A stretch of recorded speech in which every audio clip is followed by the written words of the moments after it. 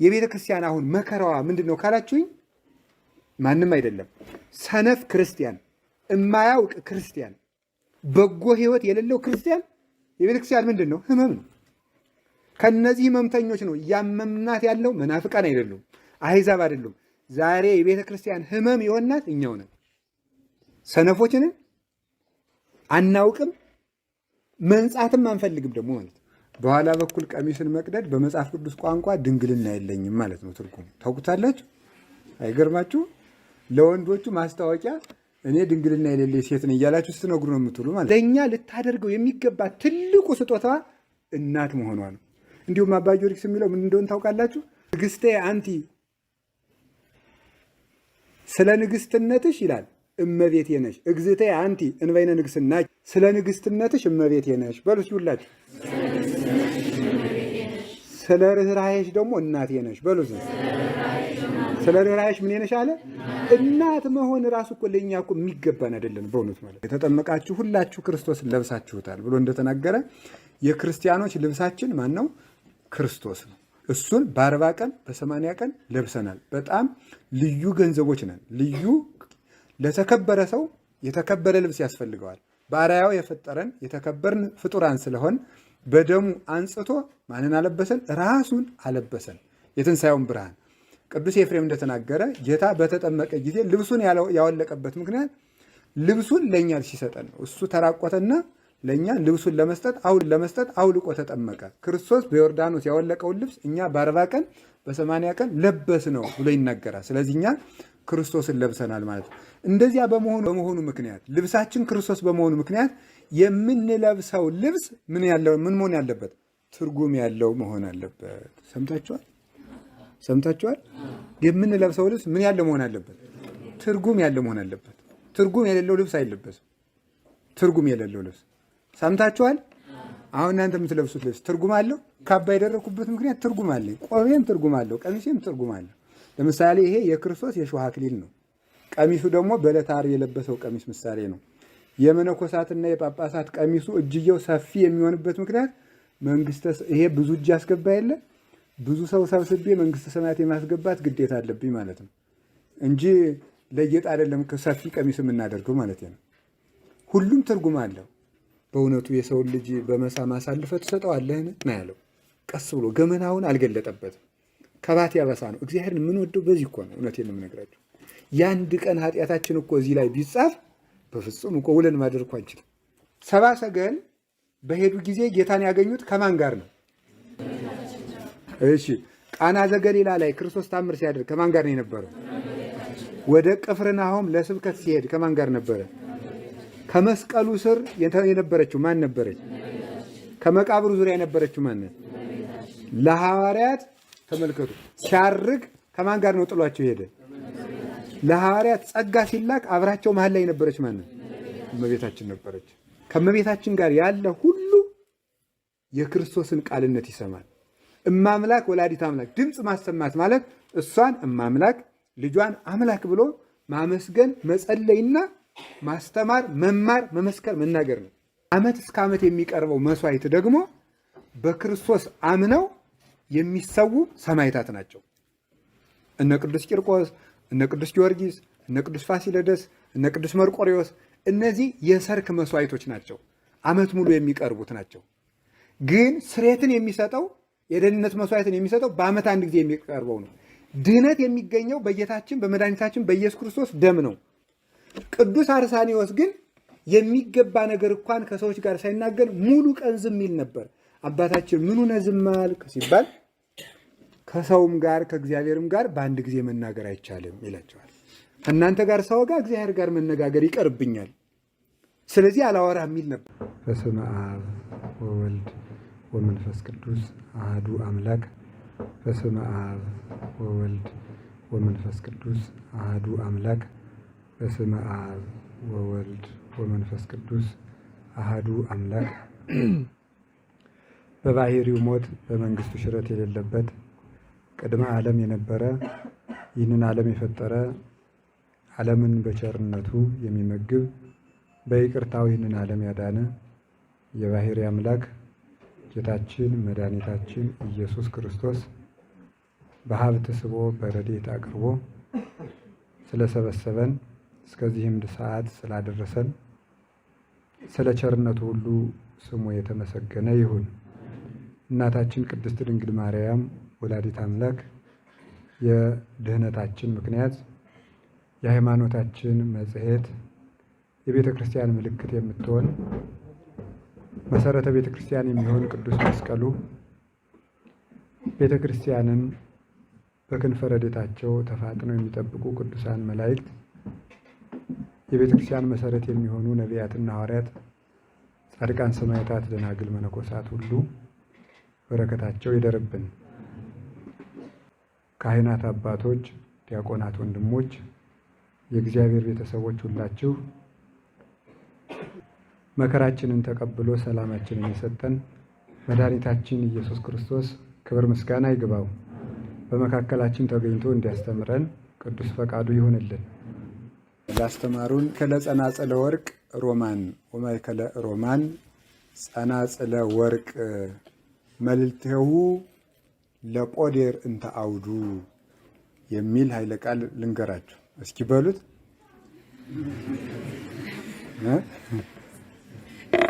አታውቁትም? ምንድን ነው የምትሉት? አታውቁትም? አንድ ጊዜ ልበለውና በሉት እናንተ አንድ ጊዜ። ይሄ የዩኒቨርሲቲ በቃ ቻሌንጂንግ ነው። አሁን በደንብ ያዙ እንግዲህ ማለት ነው። ማእከለ ጸናጽለ ወርቅ ሮማን ቆይ እንደዚህ አይደለም። አንድ ጊዜ ነው የምለው ትላላችሁ። ማእከለ ጸናጽለ ወርቅ ሮማን ማእከለ ሮማን ጸናጽለ ወርቅ እንተ መልዕልትሁ ለጶዴር እንተ አውዱ ያ በሉት።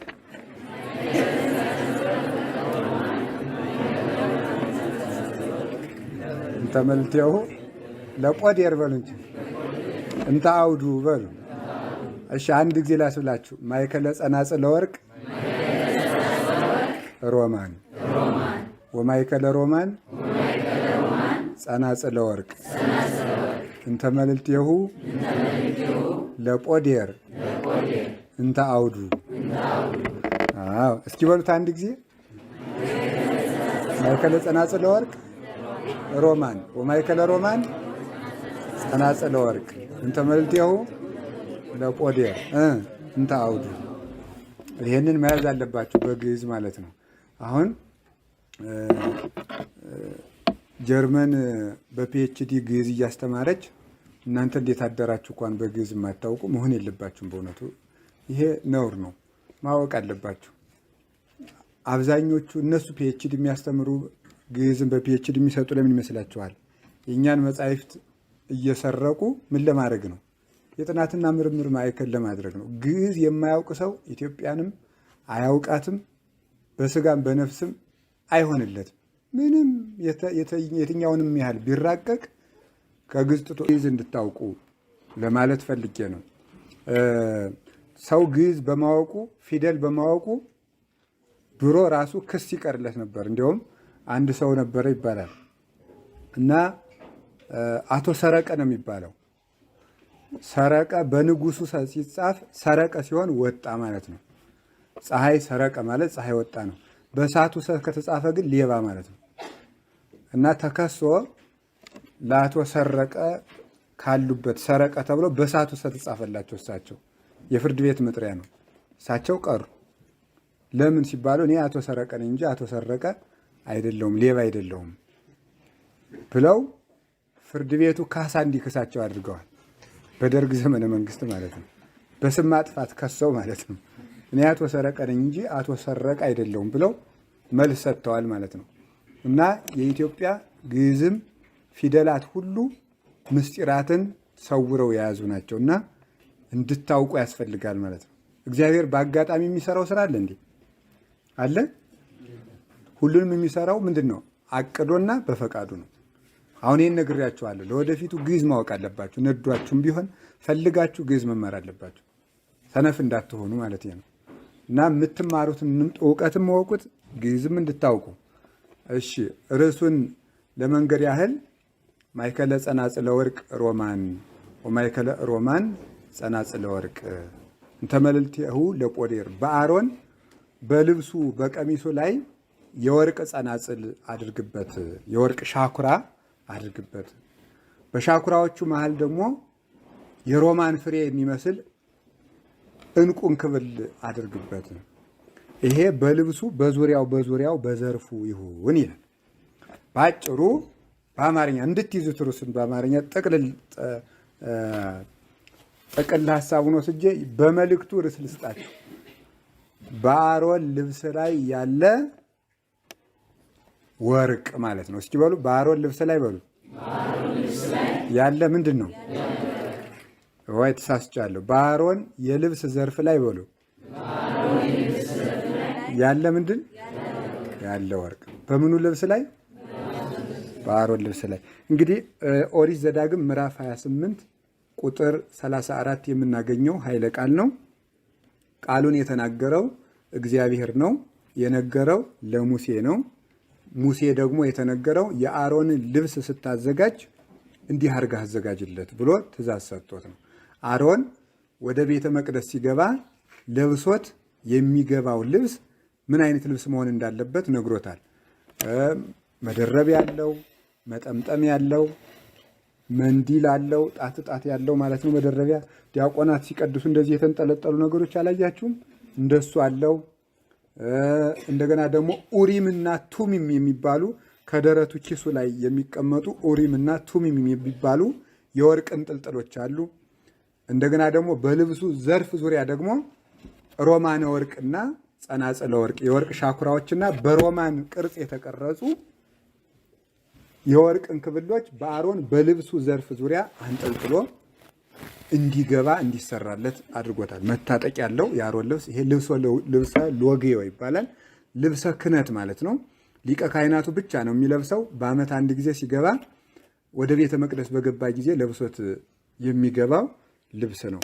እግዚአብሔር እንግዲህ ለሰው ልጆች ልብስ ሰጥቷቸዋል። ለእንስሳት ለአራዊትም ልብስ ሰጥቷቸዋል። እንደምታውቁት ለሰማይ ልብሱ ምንድን ነው? ለሰማይ ልብሱ ምንድን ነው?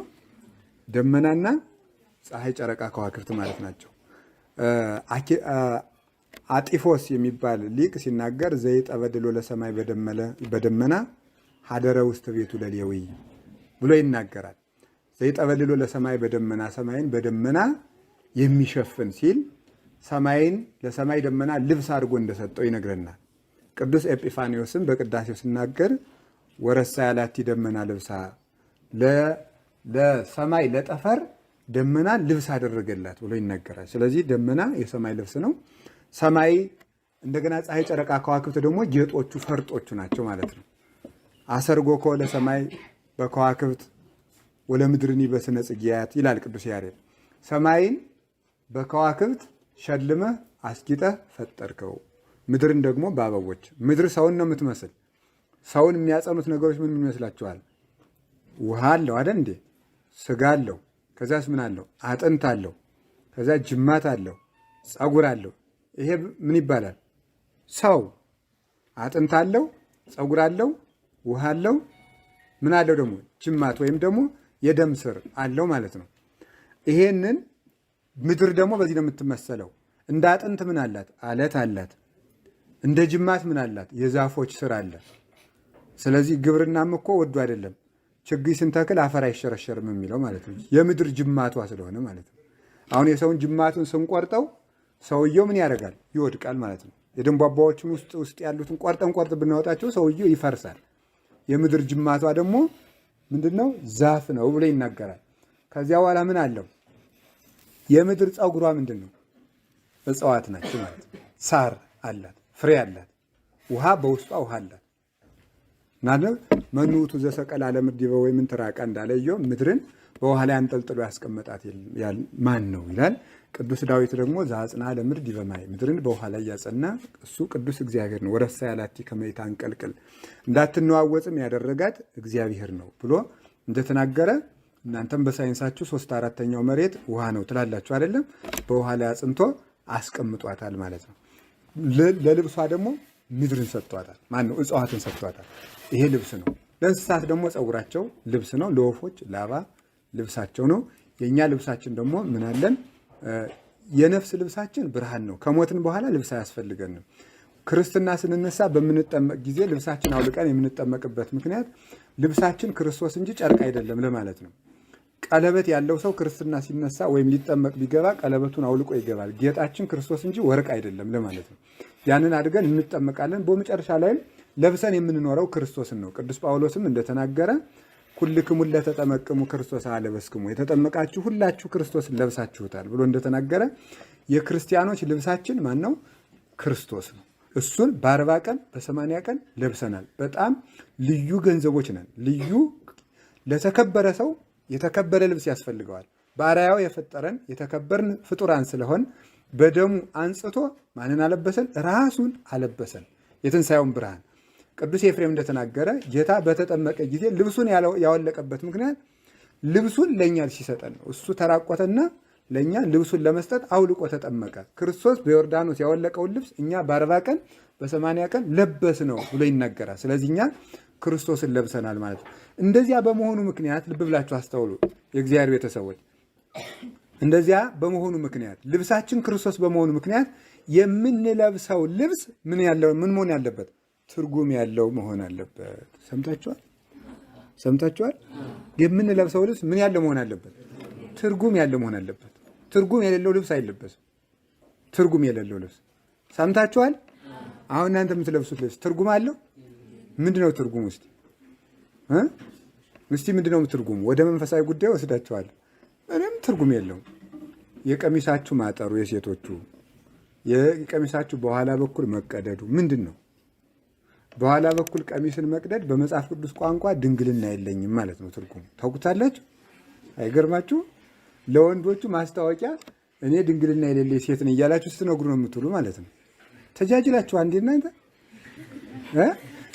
የዳዊት ልጅ ትዕማር ወንድሟ አምኖን ጉስቁልና አድርሶባት ድንግልናዋን ስታጣ ክብሬን አጣው ብላ ልብሷን በኋላ በኩል ቀደደችው ይላል። ስለዚህ የዚያ ነው ትርጉሙ ማለት ነው። አሁን ሁሉም ትርጉም አለው። አሁን ካባ የደረኩበት ምክንያት ትርጉም አለኝ። ቆቤም ትርጉም አለው፣ ቀሚሴም ትርጉም አለው። ለምሳሌ ይሄ የክርስቶስ የሾህ አክሊል ነው። ቀሚሱ ደግሞ በዕለተ ዓርብ የለበሰው ቀሚስ ምሳሌ ነው። የመነኮሳትና የጳጳሳት ቀሚሱ እጅየው ሰፊ የሚሆንበት ምክንያት ይሄ ብዙ እጅ ያስገባ የለ ብዙ ሰው ሰብስቤ መንግስተ ሰማያት የማስገባት ግዴታ አለብኝ ማለት ነው እንጂ ለጌጥ አይደለም ሰፊ ቀሚስ የምናደርገው ማለት ነው። ሁሉም ትርጉም አለው። የአሮን የልብስ አሁን እግዚአብሔር ትርጉም አንዳንድ ሰው ሞኝ ሲሆን ሰምታችሁ ታውቁታለች። ዋናው የልብ ንጽህና ነው፣ የልብ ቅንነት ነው። እግዚአብሔር እንደው እንደዚህ ያለ ብሎ ይቀልዳል። አይገርማችሁ? ደግሞ እኮ እንደዚያም ብሎ ልቡም ቅን አይደለም እኮ። ይገርማል እኮ ልቡ ደግሞ እንደዚያም ብሎ ቅን አይደለም፣ ግን ዋናው የልብ ቅንነት ነው፣ ንጽህና ነው ዋናው ይላል። እንደዚህ ያለ ነገር የለም። እግዚአብሔር ለእያንዳንዱ ነገር ትኩረት ይሰጣል፣ ትኩረት ይሰጣል። አሁን ልብ ብላችሁ ስሙ። ብዙ ሰዎች ተሰብስበው እያለ ሕፃን ልጅ ቢያለቅስ ቶሎ ብላ ለቅሶ የሚሰማት የወለደች ናት ያልወለደች ናት? የወለደች ሰው የጎረቤት ልጅ ራሱ ቢያለቅስ ቶሎ የምትሰማ እናት ናት። ምክንያቱም ትኩረት ስለምትሰጥ ነው። እግዚአብሔር ልክ እንደዚህ ለእኛ ጥቃቅን ነገሮች ሁሉ ምን ይሰጣል? ትኩረት ይሰጣል። ስለሚወደን ማለት ነው። ስለሚወደን አሁን አይገርማችሁም? እግዚአብሔርን ያህል አምላክ አሮን ደረት ላይ እንዲህ ያለ ቁልፍ ትከልለት ሲል አይገርማችሁ? ለሰው እኮ ያስቅ ነበረ። እግዚአብሔር አሁን ዝቅ ብሎ የደረቱን መቆለፊያ ቀዳዳው እንደዚህ አድርጉ፣ ቁልፎችን በዚህ በኩል ትከላቸው፣ ከወገቡ ላይ እንደዚህ ያለ ቁልፍ ትከል፣ ደግሞ አስታጥቀው፣ እጅየውን ረዘም አድርገው ሲል እንደ ልብስ ሰፊ እግዚአብሔር እንደዚህ ይላል። ቀልድ ነው ሊመስል ይችላል፣ ግን ምን ማለት መሰላችሁ? ትንንሽ ነገራችሁን ሁሉ እወደዋለሁ ማለት ነው። ያ ማለት ሲገለበጥ ምን ማለት ነው? ጥቃቅን ነገሮችን ሁሉ ምን እላቸዋለሁ? ያስከፉኛል ማለት ነው። ማለት ነው እወዳቸዋለሁ ማለት ነው። አዳ እስራኤል የዕለት መስዋዕት አላቸው፣ የቁርባን መስዋዕት አላቸው፣ የመባቻ መስዋዕት አላቸው። እንደገና ደግሞ የደህንነት መስዋዕት የሚባል አላቸው። የደህንነት መስዋዕት የሚባለው በዓመት አንድ ጊዜ ሊቀ ካህናቱ ያንን ልብስ ለብሶ ጶደሬ ሎግዮ የሚባለው ልብሰ ክህነቱን ለብሶ ቅድስተ ቅዱሳን የሚባለው ወይም የቤተ መቅደሱ ውስጠኛው ክፍል ብቻ ገብቶ መስዋዕት ሲያቀርብ የሚለብሰው ልብስ ነው። ይሄ ውስጠኛው ላይ ለብሶ ቅድስተ ቅዱሳን ውስጥ ገብቶ የሚያቀርበው መስዋዕት አለ። ያ የደህንነት መስዋዕት ይባላል። የደህንነቱ መስዋዕት ወይም ደግሞ መስዋዕተ ስርየት ይባላል። ህዝቡ ዓመት ሙሉ የሰራውን ኃጢአት ስርየት የሚያገኘው ይሄ በዓመት አንድ ጊዜ የሚገባው ሊቀ ካህናት በሚያቀርበው መስዋዕት ነው። የመባቻ ይቀርባል፣ በየቀኑ ይቀርባል፣ በሰርክ ይቀርባል፣ በማለዳ ይቀርባል። ይሄ ሁሉ ግን ሰው በዕለት በዕለት ኃጢአት ለሚሰራው ኃጢአት ነው። ዓመት ሙሉ የሰራነውን ግን የሚደመስስ በኦሪቱ ሊቀ ካህናቱ ብቻ ገብቶ ቅድስተ ቅዱሳን ውስጥ የሚያቀርበው የስርየት ወይም የደህንነት መስዋዕት የሚባለው ነው። ያንን ለማቅረብ የሚለብሰው ልብስ ልብሰ ሎግዮ ይባላል። ምን አለው? ጸናጽለ ወርቅ፣ ሮማን ወርቅና በምኑ ላይ አለው? ዘርፍ አለው። የልብሱ ዘርፍ ደግሞ ሰማያዊ ነው። ታች ላይ ያለው የልብሱ ዘርፍ ሰማያዊ ነው። ይህን አድርጎ ያቀርባል። ለንጉሱ አንድ ወይፈን ያቀርባል። ለህዝቡ አንድ ወይፈን ያቀርባል። ለሊቀ ካህናቱ አንድ ወይፈን ያቀርባል። ያ ማለት አንድ የአገር መሪ እና አንድ የሃይማኖት አባት ሊቀ ካህናት የሚሰራው ኃጢአትና ህዝቡ በጠቅላላ የሚሰሩት ኃጢአት እኩል ነው ማለት ነው። በጣም ያሳዝናል በእውነት ማለት ነው። አንድ ንጉስ በዚህ ዘመን ፕሬዝዳንት ወይም ጠቅላይ ሚኒስትር ሊባል ይችላል። አንድ ንጉስ የሚሰራው ኃጢአትና እሱ ብቻ የሚሰራውና እሱ የሚመራቸው ህዝቦች ሁሉም ተሰብስበው የሚሰሩት ኃጢአት እኩል ነው። ለምን? ሲመሩ የህዝቡን ሁሉ ኃጢአት መሸከም ነውና ማወቅ ስለሚገባ የሃይማኖት ወይም ደግሞ የእግዚአብሔር ቤት መሪ የሆነ ሰው የሚሰራው ኃጢአት ብዙ ሰዎች ተሰብስበው የሚሰሩትን ኃጢአት ያህል እኩል ስለሆነ ለሁሉም አንዳንድ ወይፈን ያቀርቡ ነበረ። ኦሪት ዘሌዋውያን ከምዕራፍ 1 እስከ ምዕራፍ 5 ስትመለከቱ መጽሐፍ ቅዱስ ይህንን ታሪክ ይነግራችኋል። ይህንን ለማቅረብ አሮን የሚለብሰው ልብስ ነበረ። ታዲያ ያንን ልብስ ሲሄድ ሮማን ወርቁና ጸናጸለ ወርቁ ሸዋ ሸዋ ሸዋ እያደረገ ይገባል። ለምንድን ነው ሲባል እግዚአብሔር ንጉሥ ነው። ኦሪት የደብተራ ኦሪት ደግሞ የእግዚአብሔር ቤት ናት፣ የንጉሥ ቤት ናት። ከንጉሥ ቤት ሲገባ መልእክተኛ ሳይልኩ መጥቻለሁ ሳይሉ ቀጠሮ ሳያስይዙ መግባት ይቻላል እንዴ? አይቻልም።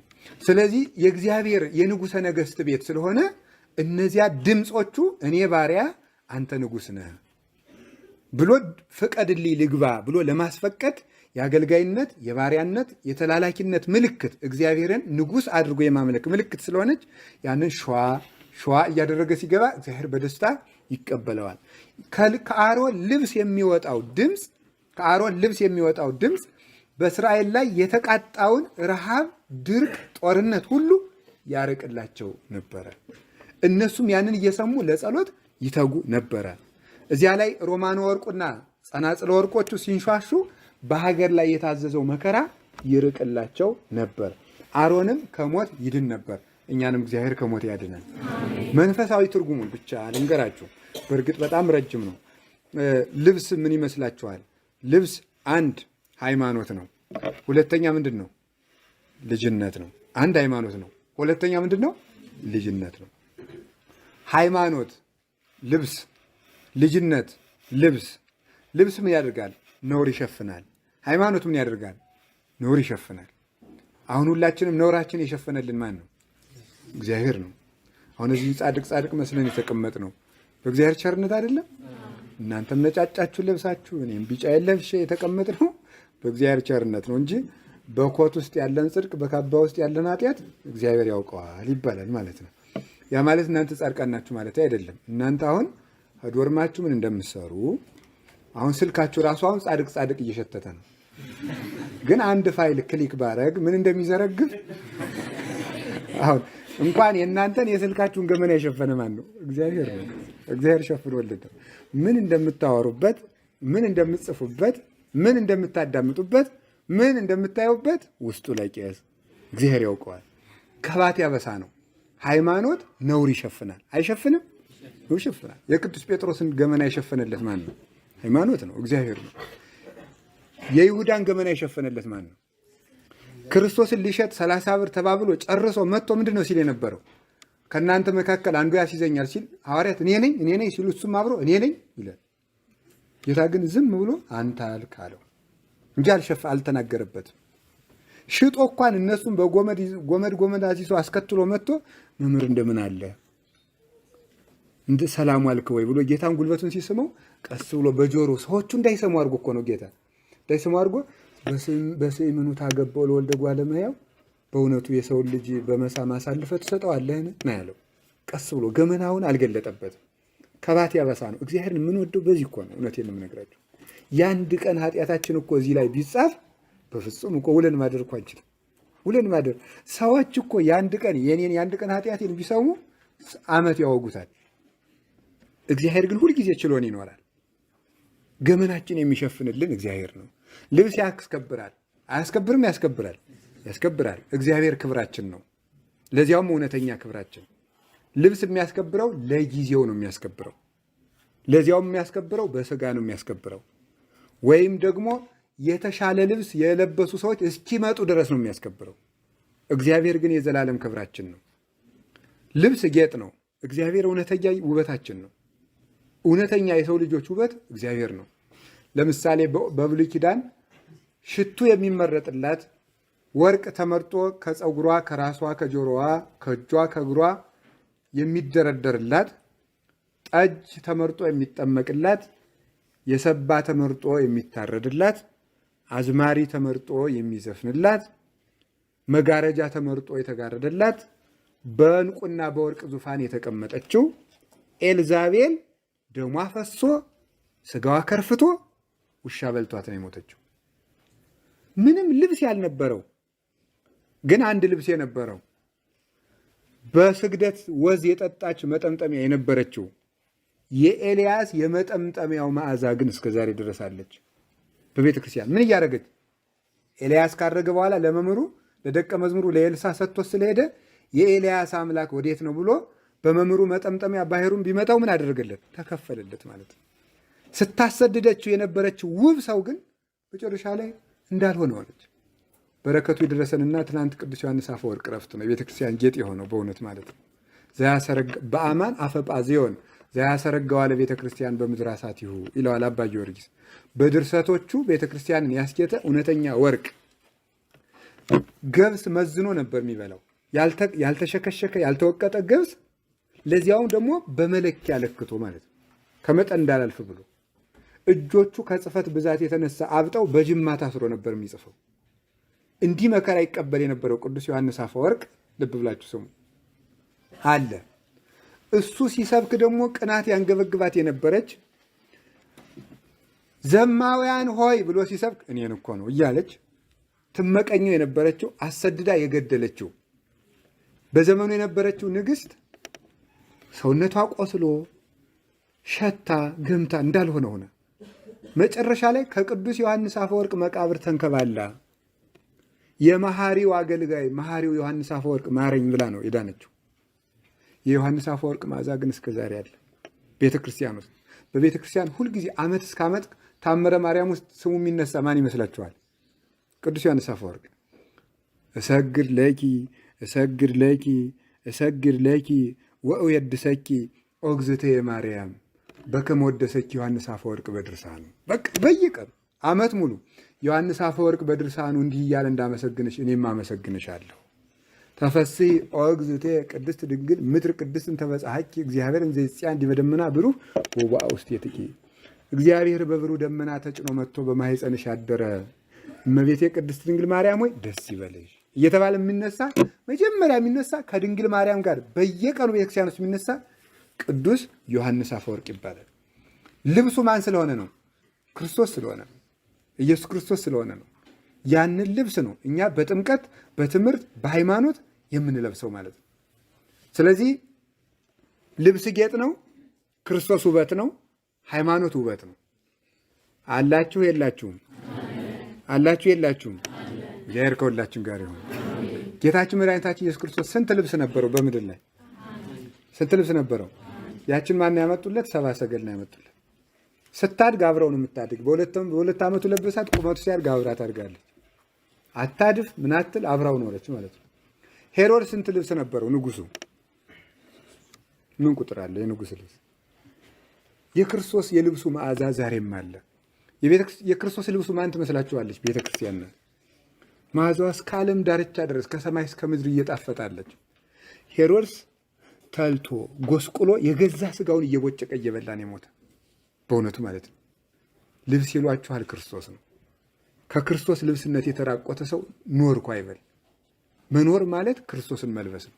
ወንድ በሉት ሴት በሉት፣ ሀብታም በሉት ድሃ በሉት፣ የተማረ በሉት ያልተማረ በሉት፣ ንጉሥ በሉት የሚተዳደር ቢሆን፣ ፓትርያርክ ቢሆን፣ ህዝብ ቢሆን ሰው የምንለው ክርስቶስን የለበሰ ሰው ነው። ክርስቶስን የለበሰ ሰው ልዩ ውብ፣ ልዩ ባለጸጋ ነው። ልዩ ጤነኛ ነው በእውነቱ ማለት ነው። ልብስ ከብርድ ያድናል። ክርስቶስ ከገሃነም ብርድ ያድናል። ልብስ ከሐሩር ይከላከላል። ክርስቶስ ከገሃነመ እሳት ያድናል። እውነተኛ ልብሳችን እሱ ነው። የኃጢአት ጦር እንዳይወጋን፣ የዲያብሎስ ሾተል እንዳይወጋን የሚጠብቀን የክርስቶስ ልብስነቱ ነው። ሃይማኖታችን ልብስ ነው። ይህን ልብስ ማውለቅ በጣም ጭቅ ነው በዚህ ዘመን። ከቃሉ ጋር ናችሁ? ከቃሉ ጋር ናችሁ? እግዚአብሔር ከሁላችን ጋር ይሁን። በእውነቱ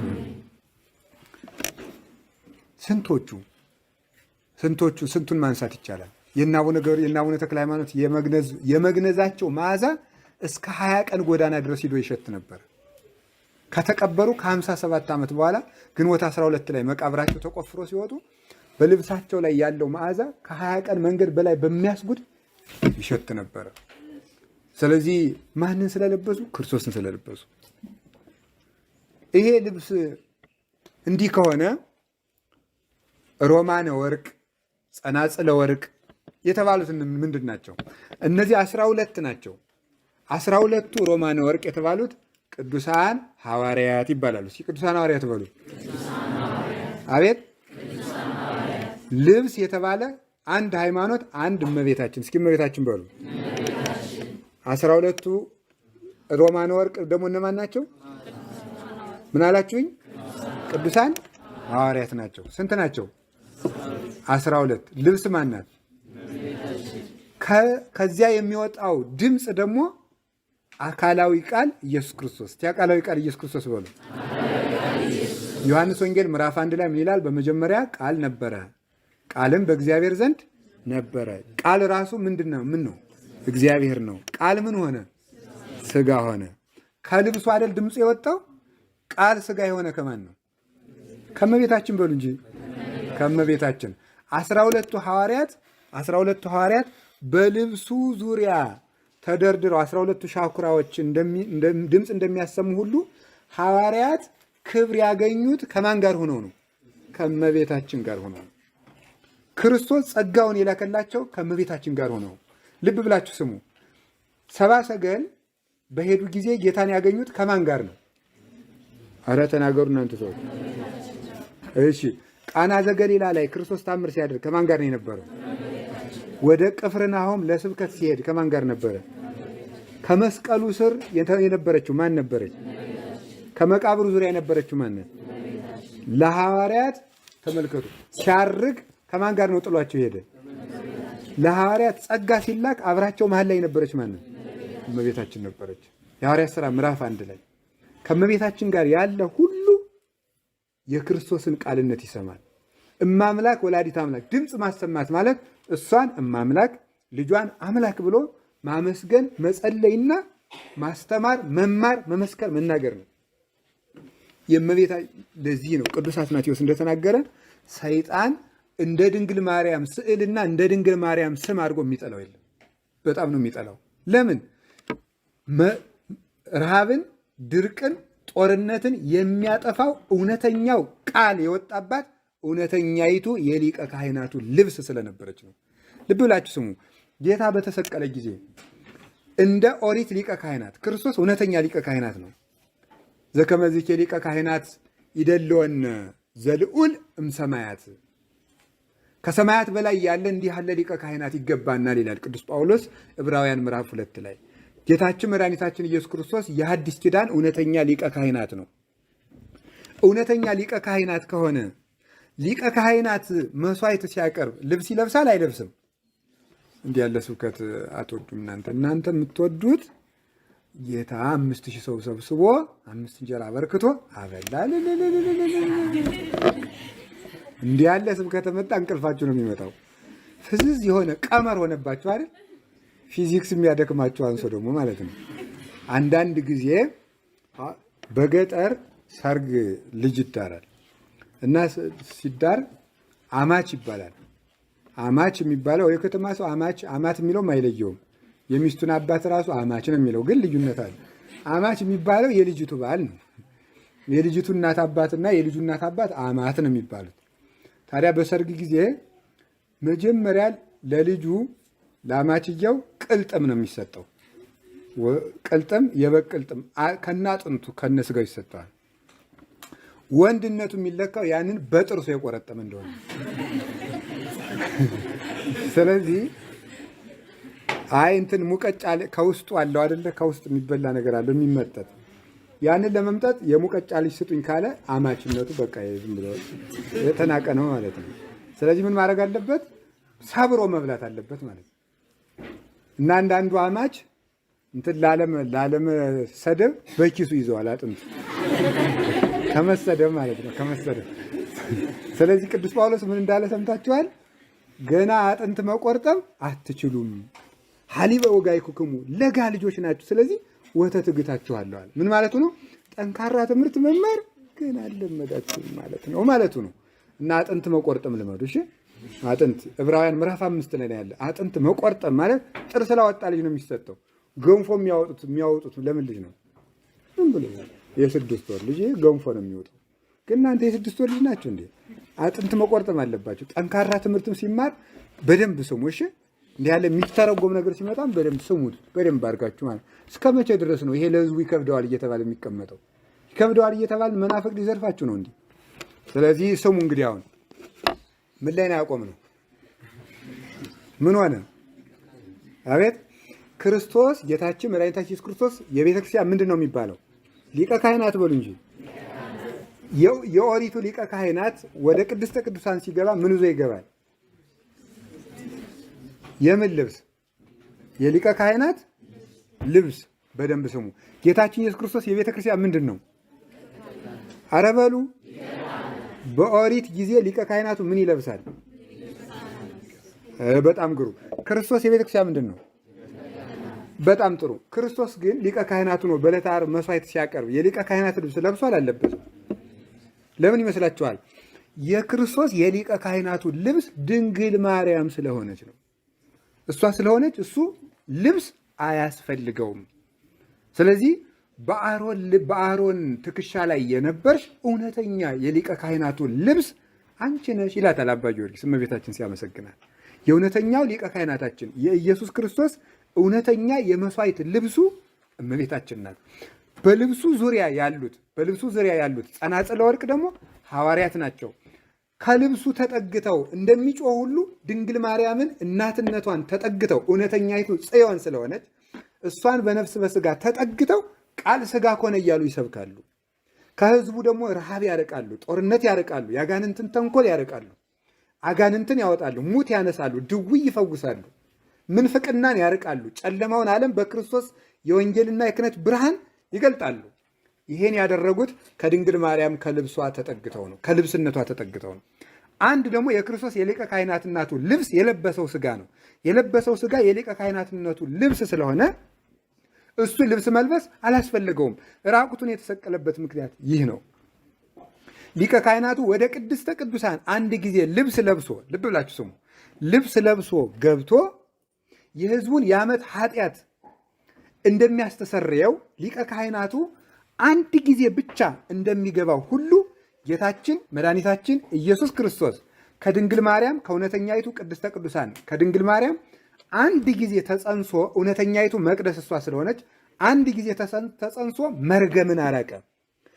አንዲት መቅደስ በምትባለው በአንዲቱ መቅደስ በመስቀል ተሰቅሎ እርግማንን፣ ሞትን፣ ዲያብሎስን፣ ቁራኝነትን እነዚህም ሁሉ አጠፋ። ስለዚህ ክርስቶስ ሁለት የሰው እጅ ያልሰራቸው መቅደሶች አሉት። አንድ ድንግል ማርያም ናት፣ አንድ መስቀል ነው።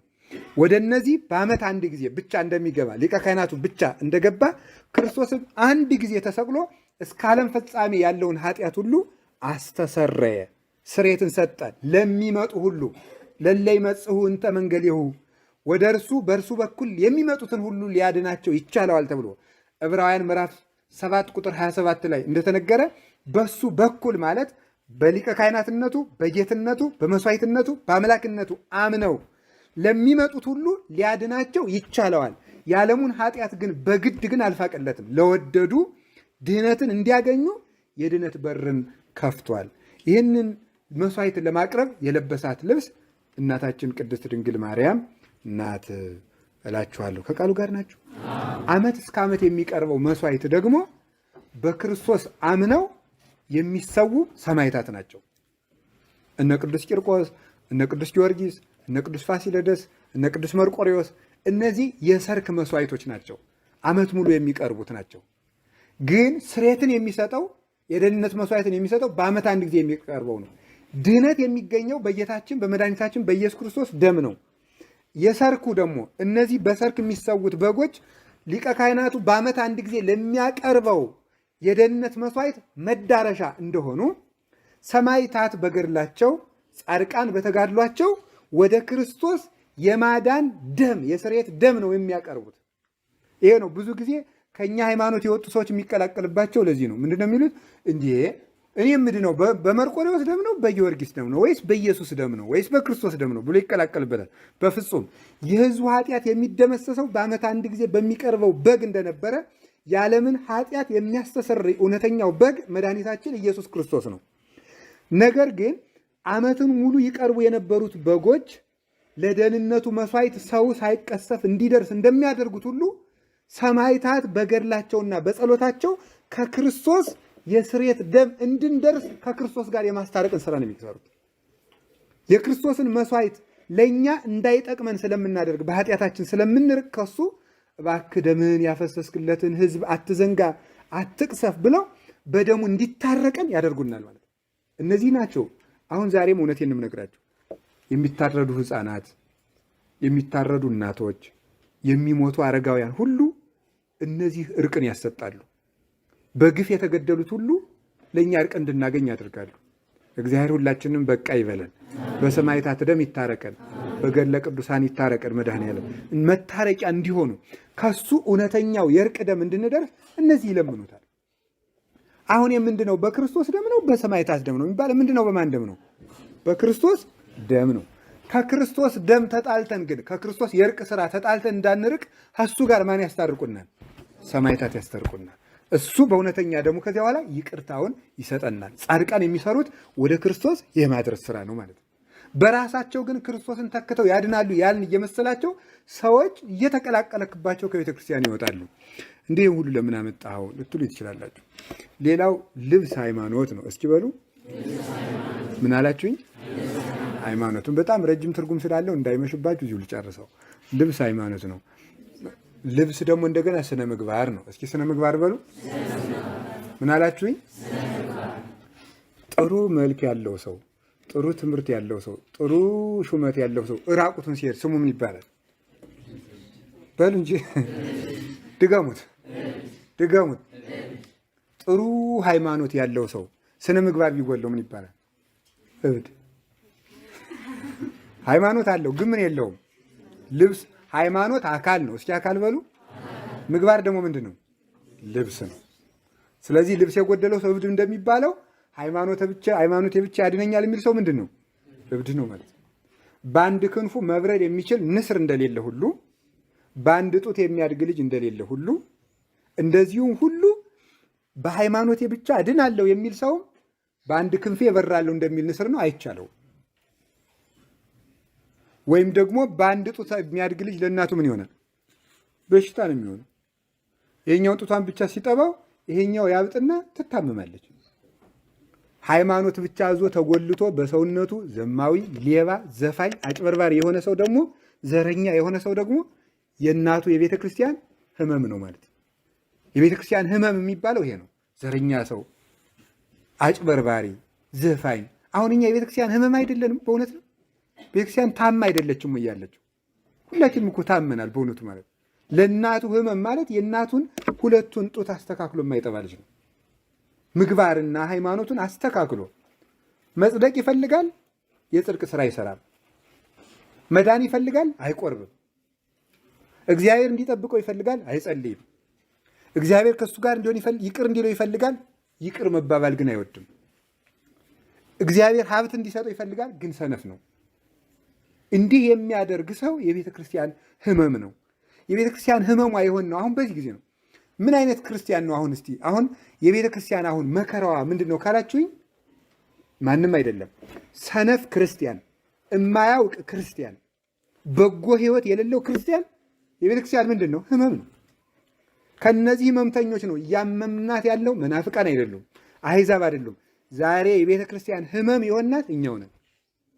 ሰነፎችንን አናውቅም፣ መንጻትም አንፈልግም ደግሞ ማለት ነውራችን ተሸክመን እግዚአብሔር እንዲምረን ነው የምንፈልገው። ይህንን ነው እግዚአብሔር ልብስ ይኖራችሁ ያለን። ልብሱ ምን አለው? ዘርፍ። እስኪ ዘርፍ በሉ፣ አይዟችሁ በሉ። ምን አለው? ዘርፉ ምን አይነት ነው? ሰማያዊ። ለጊዜው ለእስራኤል እንዲህ የሚላቸው ሰማይ የሚያህል ባህር ከፍዬ አሻገርኳችሁ ለማለት ነው። እኛን ደግሞ ገሃነም አሻግሬ ሰማያዊ አደረግኳችሁ፣ የሰማይ ርስት እንዲኖራችሁ አደረግኩ ማለት ነው።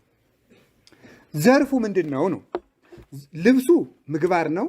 ዘርፉ ደግሞ በመጽሐፍ ከታዘዘው በላይ አትርፈው የሰሩ የቅዱሳን ስነ ምግባር ነው። አይገርማችሁም? ዘርፍ ማለት ግን ይገባችኋል? አይገባችሁም? ዘርፍ እያልኩ አሁን ምን ዘርፋ? ይሄ ነው ዘርፍ ማለት። ይሄ ይታያችኋል? ይሄ ምንድን ነው? የታችኛው ይሄ ምንድን ነው? አሁን ልብስ የምን ምሳሌ ሆነ? ስነ ምግባር ብሎ እንጂ ሃይማኖት ብለነዋል፣ እመቤታችን ብለናታል፣ ክርስቶስ ብለነዋል። ከዛስ ምን ብለናል? ስነ ምግባር። ይሄ ምንድን ነው? ዘርፉን በምን የተረጎመው?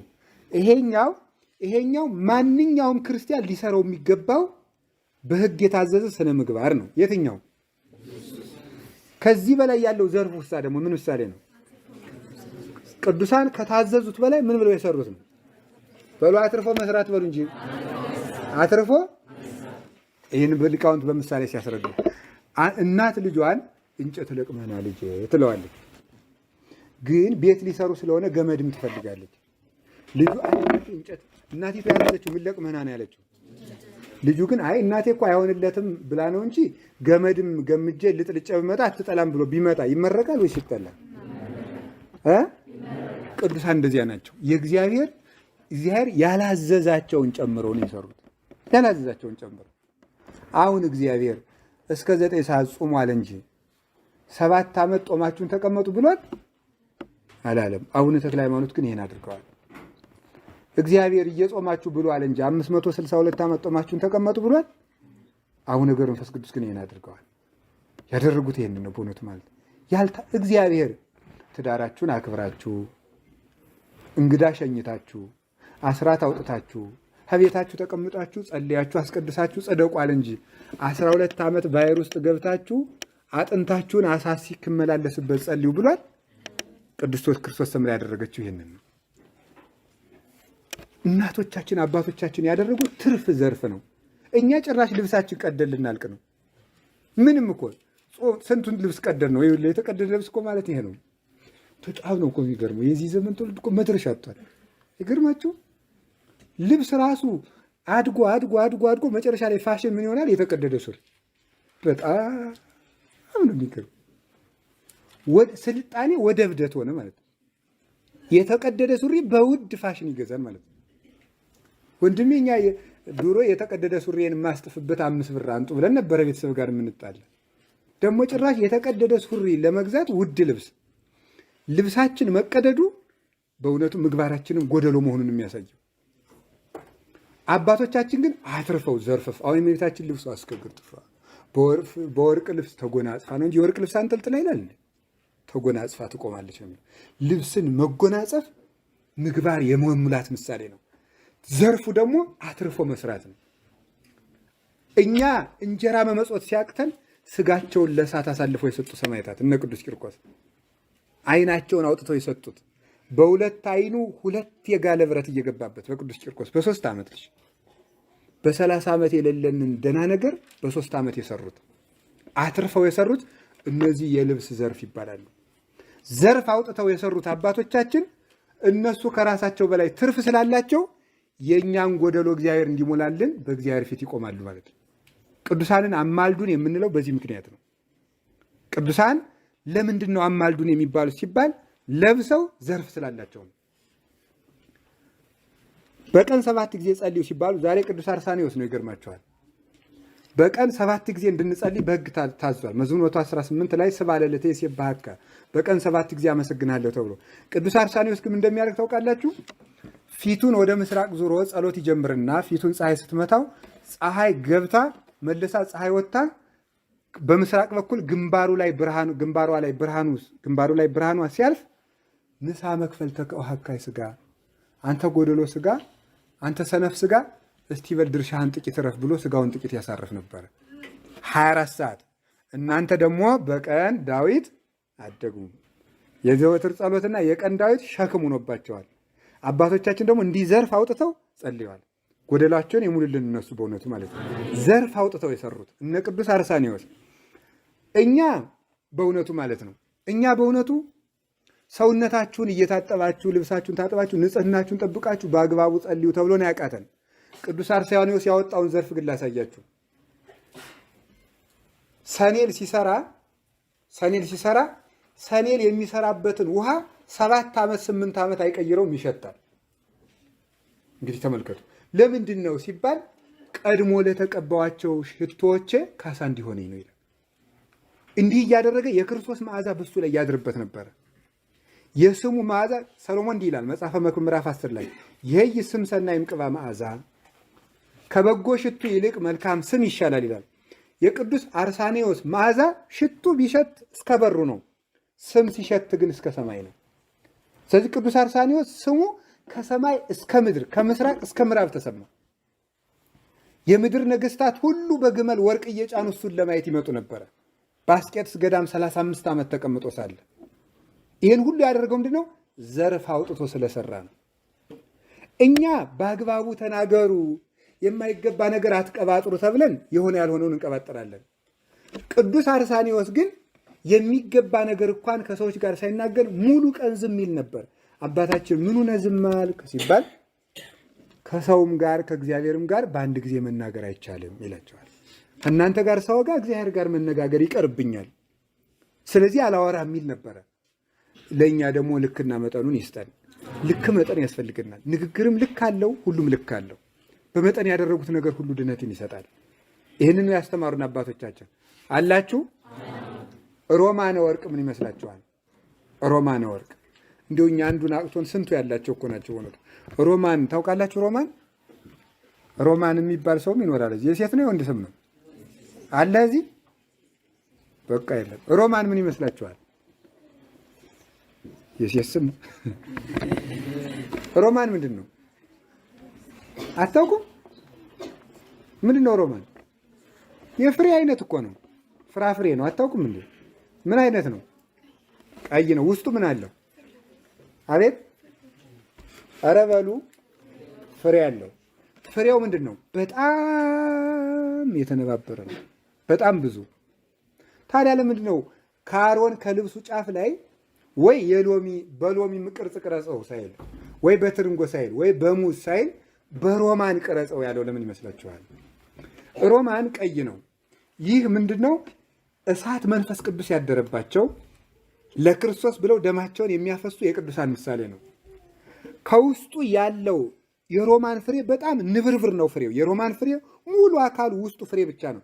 ቅዱሳት ቦታዎች፣ ቅድስት ቤተ ክርስቲያን፣ ቅዱሳን ጻድቃን፣ ቅዱሳን ሰማዕታት ጸጋ የተነባበረባቸው ናቸው። እስኪ ጸጋ የተነባበረባቸው በሉ። ጸጋን የተመሉ ጸጋ የበዛላቸው ናቸው። ብዙ ጸጋ ያላቸው። እመቤታችን ምንድን ነው የምናመሰግናት? ጸጋን የተመላሽ ወይ ጨርሱት። ጸጋን የተመላሽ ወይ። ስለዚህ ሰሎሞን አላት መላትህኪ ከመቅርፍተ ሮማን፣ ጉንጮችሽ እንደ ሮማን ቅርፍት ናቸው፣ እንደ ሮማን ገላ ናቸው ይላታል እመቤታችን ሲያመሰግናት። ምን ማለት ይመስላችኋል? አንድ መልካም ነሽ፣ መንፈስ ቅዱስ ያደረብሽ ነሽ ነው። ሁለተኛው ግን ምን ማለቱ ነው? ጸጋን እንደ ሮማን የሮማን ፍሬው እንደማይቆጠር የማይቆጠር ጸጋ አለሽ ማለት ነው። ሮማን የተባሉበት ወርቅ በእሳት የተፈተነ ነው። ቅዱሳን በመከራ የተፈተኑ ናቸው። ወርቅ ገንዘብ ነው። ቅዱሳንም የቤተ ክርስቲያን ገንዘቦች ናቸው። ወርቅ ገንዘብ ነው። ቅዱሳን የቤተ ክርስቲያን ገንዘቦች ናቸው። ወርቅ ንጹህ ነው። ቅዱሳንም ሕይወታቸው ሰውነታቸው ሁሉ ንጹህ ነው። ይህን ለማሰማት ነው። ሮማነ ወርቅ ጸጋን የተመላባቸው ናቸው። አንዱ የእግዚአብሔር ቤተ ክርስቲያን፣ የእግዚአብሔር ቅዱሳት መካናት፣ የእግዚአብሔር ሰዎች እንደ ሮማን ጸጋ የበዛላቸው ናቸው። ከተነባበረ ጸጋቸው ለሁላችን ያድለን። ከነዚህ ጸጋዎች ይሄ ጸጋ ካላቸው ቦታ አሁን የተቀመጣችሁበት ቦታ ነው አላችሁ። ምን ምን የተነባበረ ጸጋ እንዳለው ልንገራችሁ። እንደ ሮማን ያለ ነው ይሄ ቦታ ለማለት ፈልጌ ነው ሁሉ ያመጣሁት። ሀገራችን ኢትዮጵያ በእውነት የአሮንን ልብስ ነው የምትመስል። ሮማኑ ያላት ወርቁ ያላት የተክለ ሃይማኖትን ጸጋ ሳንጠገው የአቡነ ሳሙኤል፣ ያን ሳንጠገው የአቡነ አረጋዊ፣ ያን ሳንጠገው የሰማዕቱ የቅዱስ ጊዮርጊስ፣ ያን ሳንጠገው የቅዱስ ቂርቆስ፣ ያን ሳንጠገው የቅዱስ ክርስቶስ ሰምራ፣ ያን ሳንጠገው የቅዱስ ወለተ ጴጥሮስ፣ ያን ሳንጠገው የቅድስት ፍቅርተ ክርስቶስ፣ ያን ሳንጠገው የቅዱስ ላሊበላ። ምን ስንቱን ነው በእውነቱ ማለት ነው።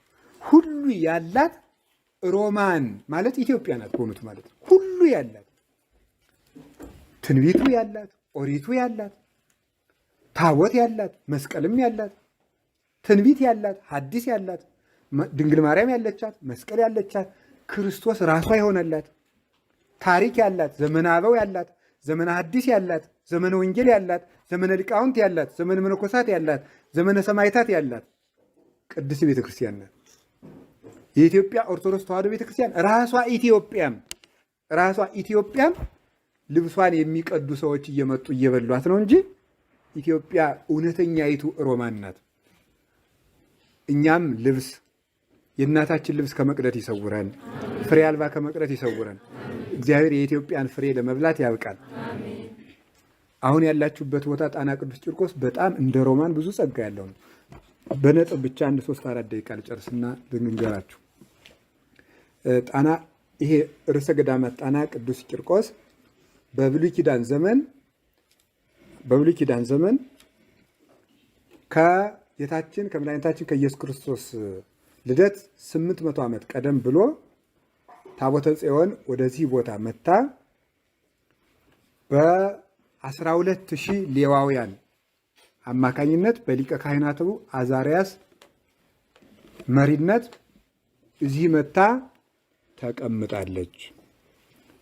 ሙሴ 40 ቀን ጾሞ የተቀበላት እግዚአብሔር በእጆቹ ጽፎ የሰጣት ታቦተ ጽዮን በወርቅ የተለበጠችው ኪሩቤል የሚጋርዷት የስርየት መክደኛ ያላት በጋ መስዋዕቱ የደህንነት መስዋዕት ሲቀርብባት ይኖራት አሮን ሲቀድስባት፣ ዘካርያስ ሲያጥንባት፣ ሳሙኤል ሲያመሰግንባት፣ ዳዊት ሲዘምርባት የነበረችው ነቢያት አዝራዋት ተሸክመዋት ታምር ያደረጉባት፣ ጎልያድን የቀጠቀጠችው፣ ዮርዳኖስን የከፈለችው፣ ፍልስጤማውያንን ድል ያደረገችው እውነተኛይቱ ታቦተ ጽዮን በህብስትና በጎሞር የታጀበች በአሮን በትር የምትጠበቅ ሊቀ ካህናቱ የሚቀድስባት በሰሎሞን የዕንቁ መቅደስ ተቀምጣ የነበረችው እግዚአብሔር በሁለቱ ኪሩቤል መካከል ተገልጦ ለእስራኤል በረከት የሚሰጥባት ታቦተ ጽዮን መታ ጣና ርዕሰ ገዳማት ጣና ቅዱስ አድባራት ጣና ቅዱስ ቂርቆስ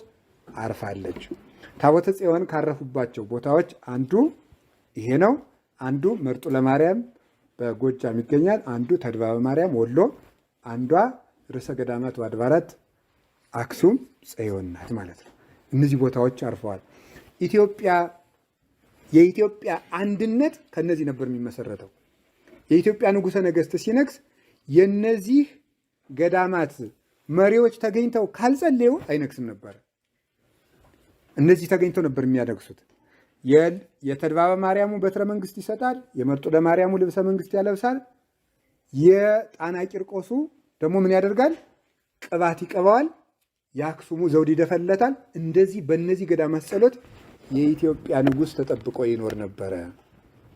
እኛ እንግዲህ ኢትዮጵያ ንጉሷን የበላች ስርዓቷን የጣሰች ንጉሷን አንቃ የምትገድል ጳጳስ አንቃ የምትገድል የምታሰድድ ሀገር አረግናት። ማንን? ኢትዮጵያ። የሙሉ ስርዓቷን አጥፍተን ማለት ነው። እግዚአብሔር ይመልሰን። ግን ይሄ ታቦተ ጽዮን አርፋበታለች። ታቦተ ጽዮንን ተሸክሞ የመጣ እድለኛ ነን። እውነቴን ነው የምነግራቸው። አሁን የተቀመጥነው እግዚአብሔር በእጆቹ ጽፎ የሰጣው የሙሴ ታቦት ያረፈችበት ቦታ ላይ ነው። የትልቅ ነገር እኮ ነው። እስራኤልን ግን ምንድን ነበር ያለው? በህዝቡና በታቦቱ ታቦቱ በሚቆምበት ስፍራ መካከል 2000 ክንድ ርቀት ይኖር ነው ያለው። አሁን እኛ እዚህ ቦታ ላይ እግዚአብሔር ፈቅዶልን ተቀምጠናል።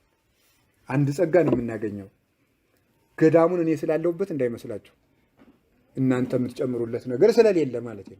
ለእናንተ አቀርምጠን እንዳንተርክ እናንተ ለገዳሙ የምትጨምሩለት ነገር የለም።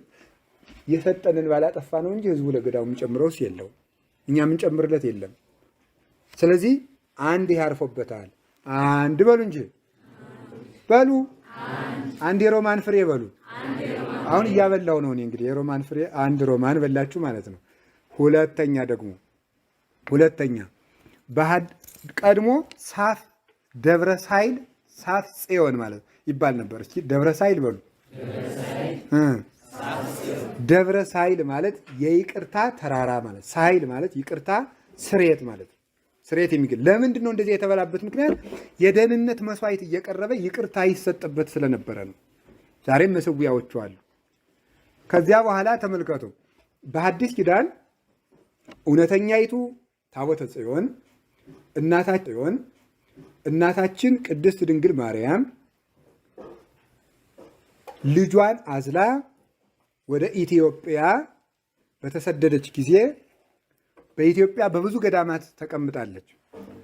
በትግራይ በደብረ ዳሞ፣ በአክሱም፣ በዋልድባ፣ በደብረ ሊባኖስ። እነዚህ የዚያን ጊዜ ገዳም አይደሉም። በአሰቦት ስላሴ፣ በደብረ ከዋክብት፣ በዝቋላ፣ በእነዚህ ሁሉ ቦታዎች ተቀምጣለች። በጣራ ገዳም፣ በማህደረ ማርያም፣ በሁሉ ቦታ የኢትዮጵያ ውስጥ ኋላ ገዳማት የሚሆኑትን ሁሉ እመቤታችን ከልጇ ጋር እየዞረች በልጇ እጅ ተባርከዋል። ዑደቷን ግን የጨረሰችው እዚህ ስትደርስ ነው።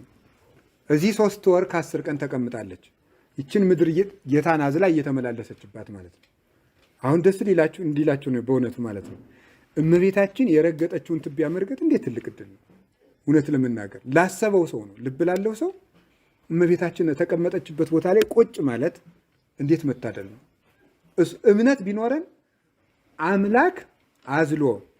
አምላክን አዝሎ የረገጠን እግር ትቢያ መላስ እንኳን በረከት ያሰጣል። በእውነቱ እግዚአብሔርን ያዘል እግዚአብሔር ወአክበርዎ ለመሬታ የኢየሩሳሌምን ትቢያዋን እንኳን አከበሩት ብሎ ቅዱስ ዳዊት እንደተናገረ እግዚአብሔር የባረከው አፈሩ እንኳን ክቡር ነው። እዚህ አፈር ላይ ነው ያለ ነው። 3 ወር ከ10 ቀን ተመላልሳ ሄሮድስ ሙቷልና ወደ ኢየሩሳሌም ተመለሱ ሲባል እመቤታችን እዚህ ያሉት ሊቀ ካህናቱ፣ ህዝቡ፣ የኢትዮጵያ ሰዎች ሰሎሞን እንዲላል መጽሐፈ ተግሳጽ ምዕራፍ 3 ላይ ሙቀቱ አጨናነቃችሁ አይደል? አይዟችሁ እኛ ሁልጊዜ ነው የምንችላት። እስኪ እናንተም ቅመሱ አንዳንድ ቀን አይደል? እሺ ምንድን ነው የሚለው? ሰሎሞን ይላል ብፁዕ ዘይደነግጽ በይንተ ጽድቅ። እስኪ ብላ ሁላችሁም በሉ፣ ስለ ጽድቅ በሉ። የሚደነግጽ ምንድን ነው? የሚደነግጥ ነው ለካ በአማርኛ። ስለ ጽድቅ በሉ። የሚደነግጥ ምንድን ነው? ስለምን? በጣም ጥሩ። አሁን ያዙ። ስለምን የሚደነግጥ? እሺ አሁን ትንቢተ ዕንባቆም ላይ ልወሰዳችሁ። ምዕራፍ 3 ላይ አይጻዳተ ኢትዮጵያ ይደነግጻ፣ የኢትዮጵያ ድንኳኖች ይጨነቃሉ በሉ ደግሞ። እሺ አሁን ቅድም ምን ብለናል? ስለምን የሚጨነቅ ነው ያለው? እሺ አሁን ደግሞ የኢትዮጵያ ድንኳኖች ምን ይላሉ አለ? ስለምን? እሺ ድንኳን ማለት ምን ማለት ነው? የኢትዮጵያውያን ልባቸው ደግ ነው ማለት ነው። በእውነቱ ማለት ነው። እንደ ዛሬዎቹ አርዶ በላ አይደሉም። በሰው ደም የሚታጠቡ ኢትዮጵያውያን አይደሉም። በእውነቱ ማለት ነው። ነፍሰ ገዳይ ኢትዮጵያዊ አይደለም። በእውነቱ እግዚአብሔር ሌላ የሚለውን ተውት። በእውነቱ ታሪክ አባት የሚባለው ሰውዬ ማን የሚባለው? ሄሮዳተስ ነው የሚባለው። በሱ መስፈርት እንኳን እናልፍ። ሄሮዳተስ እኮ ስለ ኢትዮጵያ ሲናገር ኢትዮጵያውያን ርኅሩኆች፣ ከመንገድ ዳር ድንኳን ተክለው ገልግለው የሚያበሉ፣ ሰውነታቸውን የሚያድስ የጠራ ተፈጥሯዊ ውሃ ያላቸው ጸበል እንዳይል ስለማያምን ማለት ነው። እንደዚህ ብሎ የመሰከርልን እኮ ነው። ጨዋታ አዋቆች፣ ስርዓት ጠባቂዎች፣ ገራገሮች ናቸው ኢትዮጵያውያን አለ። ነፍሰ ገዳይ እንኳን እግዚአብሔራዊ ኢትዮጵያዊ አይደለም። የኢትዮጵያ ሰዎች ይጨነቃሉ ማለት ገሮች ናቸው። ስለዚህ የኢትዮጵያ ሰዎች አክብረው ተቀብለውኛል፣ እግዚአብሔርን ይፈራሉ። ከዚች ሀገር ነው የምኖር እንጂ ኢየሩሳሌም አልሄድም አለችው እመቤታችን። አይ እዚያ ሂጅ ገና የምንሰራው የድነት ስራ አለ፣ ዓለምን አድናለሁ ተሰቅዬ እንሄዳለን። ይችን ሀገር ከወደድሻት ለአንቺ ርስት አድርጌ እሰጥሻለሁ አላት። እሺ አለችው። እሺ ስትለው የዚያን ጊዜ ይችን ከሰጠኝስ እሺ፣ አንቺም እነሱን ተወጃለሽ፣ እነሱም በአንቺ ፍቅር ጸንተው ይኖራሉ። ለዚህ እኮ ነው ፈረንጆቹ የኢትዮጵያውያን የደም ቧንቧቸው ቢከፈት ማርያም የሚል ጽፍ ይገኝበታል የሚሉ። እውነታቸው ይገኝብናል እኮ በእውነቱ ማለት ነው። እኛ ስንወለድ ማርያም ብለን ስናድግ ማርያም ብለን እንዴ ደግሞ እሷን ካልጠራን ማን ነው? አምላክ የሚወደው ስም እኮ ነው። አምላክ የሚወደው ንጉሥ የወደደው ውበት እኮ ነው ያላት። እሷ ያልተጠራች ማን ይጠራል በእውነቱ? እንዴ እንኳን እሷን ማርያም መግደላዊትን እንኳን ሁልጊዜ ጥሯት ብሎናል። ለምንድነው ማንጠራት እመቤታችንን? ደግሞ እንኳን እሷ ደግሞ አትጥሩኝ ሳትል እስቲ አሁን ህማን የትኛይቱ ንግሥት ናት ገሊት ብላት አናቴን የማታስብለኝ ደርሼ የተከበሩ ገሊት ብዬ ማመልከቻ ጽፌ መገኘቱን ምንጃ። ኧረ የመዘጋጃ ቤት አለቃውም በቀላሉ አይገኝም። እንኳን የላይ ንጉሥ፣ ንግሥት፣ ጠቅላይ ሚኒስትር፣ ፕሬዚዳንት ሆኖ ይቅርና ማለት ነው። የአምላክ እናቱን አትጥሩኝ አላለች እሷ ራሷ። የአምላክ እናት በምድር ላይ አምላክን ወልዶ የማሳደግ ሀብት ያላት ማርያም ብቻ። አምላክን ማሳደግ ይገርማል እኮ እናንተ። አምላክ ርቦት ያጠባችው፣ ደክሞት ያዘለችው፣ የታቀፈችው እናት ድንግል ማርያም ብቻ ነው። ይሄ የኢትዮጵያውያን ሀብታችን ነው። ይሄንን ሰጠ። ልብ ብላችሁ ስሙ። ዮሐንስ ወንጌል ምዕራፍ 19 ቁጥር 26 ላይ እንደምታነቡት እግዚአብሔር ለዓለም በመስቀል ላይ ከሰጣቸው ጸጋዎች አንዱ ማን ናት? ለቅዱስ ዮሐንስ ምንድን ነው ያለው? እነኋት። ልብ ብላችሁ ስሙ። ለዓለም እግዚአብሔር ለአሕዛብ ቤተ ክርስቲያን እመቤታችንን በእናትነት የሰጠ መቼ ነው? ሲሰቀል። ለእኛ የሰጠን ግን በ2 ዓመት ነው። ለምን? በስራ የቀደመ በክብር ይቀድማል። እስኪ በሉ በስራ የቀደመ በሉ። በምን ይቀድማል? በክብር ይቀድማል። በስራ ቀድመናል። ኢየሩሳሌም የገፋችውን ኢትዮጵያ መለከችው። ኢየሩሳሌም አሰደደችው፣ ኢትዮጵያ አስተናገደችው። ይቺ ሀገር በእውነት ሽልማት ይገባታል። የሸለማት ለኢትዮጵያ የሸለማት ትልቅ በረከት ደግሞ እናቱ ናት። የኢትዮጵያ ጌጧና ሽልማቷ ድንግል ማርያም ናት፣ ወላዲት አምላክ ናት። እሷን ሰጠን። አሁን ይሄ እሷን እናት አድርጎ ከሰጠን በኋላ እኔ ድንግል ማርያም ተማልዳለች አታማልድም ብዬ የምዳረቅ ምንድን ነው? እናስጨንቀኛል። እናትህ ናት ብሏል። እስኪ በሉ እናትህ ናት በሉ። እኔ ይበቃኛል። ስለዚህ እናቴን እጄ አብይኝ እላለሁ፣ አጠጭኝ እላለሁ፣ ደክሞኛል እላለሁ። ማልቀስ መብቴ ነው። ምግብ አምጪ ማለት መብቴ ነው። አጠጭ ማለት ምልጃ ነው የሚያደርግልኛል። ምልጃማ ከዚህ ያነሰ ነገር እኮ ነው። አንድ መርጌታ የሚያደርገው ነገር ነው። ማርያም ታማልዳለች እንዴ? እናንተ ወንድሞች ወይ አንዷችሁ ለአንዳችሁ ምን በሉ ተብሏል? ጸልዩ። ድንግል ማርያም ከአማላጅነት በላይ እናታችን ናት። እናት መሆን ነው ትልቁ። አሁን እናትህ እንጀራ ታብላህ የሚል መጽሐፍ ቅዱስ ልመስታለ ጅሉ እስቲ ድና እንግዲህ እናት ልጇን ታጥባ የሚል መጽሐፍ ቅዱስ ላይ የለም ብልና ትሞታል። እናት ልጇን ትታቀፍ የሚል መጽሐፍ ቅዱስ ላይ አለ በልደሙ። እናት ሕፃኑን ማጠብ አለባት የሚል አለ በልደሙ። በእናትነት ስም ተጠቅልሏል። እስኪ በእናትነት ተጠቅልሏል ብሎ የእመቤታችን ለእኛ ልታደርገው የሚገባ ትልቁ ስጦታ እናት መሆኗ ነው። እንዲሁም አባ ጊዮርጊስ የሚለው ምን እንደሆነ ታውቃላችሁ? አይ ተመልከቱ። ንግሥቴ አንቲ ስለ ንግሥትነትሽ ይላል እመቤቴ ነሽ። እግዝእቴ አንቲ እንበይነ ንግሥናኪ ይቅርታ፣ ስለ ንግሥትነትሽ እመቤቴ ነሽ በሉ እስኪ ሁላችሁ። ስለ ርኅራኄሽ ደግሞ እናቴ ነሽ በሉ። ስለ ርኅራኄሽ ምን ነሽ አለ? እናት መሆን ራሱ እኮ ለእኛ እኮ የሚገባን አይደለም በእውነት ማለት ነው። ይህን እግዚአብሔር ያደረገው ነው። ለኢትዮጵያውያን ግን የሰጠን ገና በ2 ዓመታችን ነው። በ2 ዓመቱ ነው ጌታ የሰጠን። ይህን በረከት የሰጠን በአበው ቃል ኪዳን ነው። 2 ሮማን አትሉም እንዴ? እናንተ በልታችሁ እንዳትክዱ። ይሁ ነገርኳችሁ። ጣና ቂርቆስ ውስጥ ይሄ አለ። ይህን በረከት ሰጣት። ከዚያ በኋላ ጻና በደመና ጭነህ ውሰዳት የሚል ድምፅ ተሰማ። በዚህ ባህሩ ምን ተባለ? ጣና ተባለ። ጻነ ማለት የግዕዝ አንቀጽ ነው ወይም ቨርብ ነው። አንቀጽ ስለማታውቁ እናንተ ግስ ነው። ስለዚህ ጻነ ይጭናል ማለት ነው። ምንድን ነው? ጻኖሙ ጫናቸው፣ ጻን ጫን፣ ጻአና ጫናት ማለት ነው። ስለዚህ ጻና ማለት እሷን በደመና ጫናት ማለት ነው። በደመና ተጭና ስለለች ባህሩን ጣና አድርጋ 3 ወር ከ10 ቀን ባርካልን ሂዳለች። ከዚህ ቦታ ያስቀመጠን እግዚአብሔር ስሙ የተመሰገነ ይሁን። ስለዚህ ርዕሰ ገዳማት ወአድባራት ጣና ቅዱስ ቂርቆስ የኢትዮጵያ እናቷ ነው። እውነት ሐሰት ንገሩኝ እንጂ። ምክንያቱም ኢትዮጵያ ድንግል ማርያምን የተቀበለች በእናትነት የት ነው? እዚህ ገዳም ሆነች ማለት ነው። ከቃሉ ጋር ናችሁ። ከዚያ በኋላ በዚህ አድርጋ በአፋር አድርጋ። አፋር ማለት ግዕዝ ቃል ነው፣ ወርቅ ማለት ነው። ኦፌር ማለት ነው። አፌር ኦፌር ቢል አንድ ነው። ወርቅ ማለት ነው። የወርቅ ቦታ ስለሆነ የግዕዝ ቋንቋ ነው። አሁን እንግዲህ ምን ይደረጋል ደግሞ ሰዎች ሰምተው አፋር እንዳይቀይሩት ደግሞ አይጣል ድረስ እኮ ነው። እኛ ሲከፋል ይሄ ለጎንደር አይመችም ስሙ ይስተካከል፣ ሲከፋል ለጎጃም አይመችም፣ ሲከፋል ለኦሮሞ አይመችም፣ ሲከፋል ለትግራይ አይመችም እያል ተጃጅለን እንዳናልቅ እግዚአብሔር ይጠብቃል። አፋር ግዕዝ ነው፣ ወርቅ ነው። ደግሞ ቆይታችሁ እንዳትቀይሩት አደራችሁን። ይስቅባቸው ለራሱ አፋር ወርቅ ነው። የአፋር ሰዎች ደጋጎች ናቸው። አርገው የሸኟት እመቤታችንን ስንቅ ቋጥረው አንሰድም ብለው ነበር። ይቺ ሰው ኢትዮጵያ ውስጥ ከመጣች ወዲህ ዝናብ ዘንቦልናል፣ የሀገር በረከት ናት፣ አንሰድም ብለው ቅዱስ ገብርኤል በደመና ሰውሮ ነው ይዟት ሄደ። በደመና ሰውሮ ይዟት ሄደ።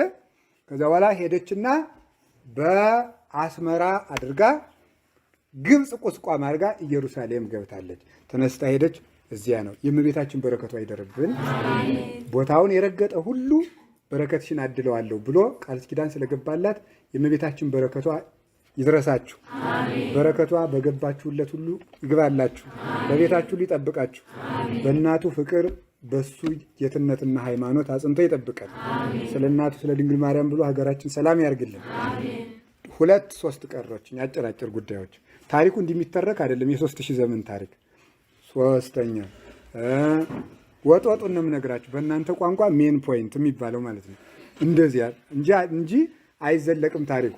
ቀጥሎ ምን ተደረገ ስትሉ አቡነ ሰላማ ከሳቴ ብርሃን የኢትዮጵያ የመጀመሪያው ጳጳስ እዚህ ቦታ አጥምቀው የኦሪትን መስዋዕት አሳልፈው የሐዲስ ኪዳን መስዋዕት ተክተው ቀድሰዋል። መስቀላቸው እዚህ ያለ፣ ካባቸው እዚህ ያለ፣ ቀሚሳቸው አለ፣ መስቀላቸው አለ፣ ታቦታቸው አለ። የአቡነ ሰላማ በረከትም ይድረሰን። ሶስተኛ እዚህ አካባቢ ረሃብ ነበር፣ ጦርነት ነበር፣ ቸነፈር ነበረ።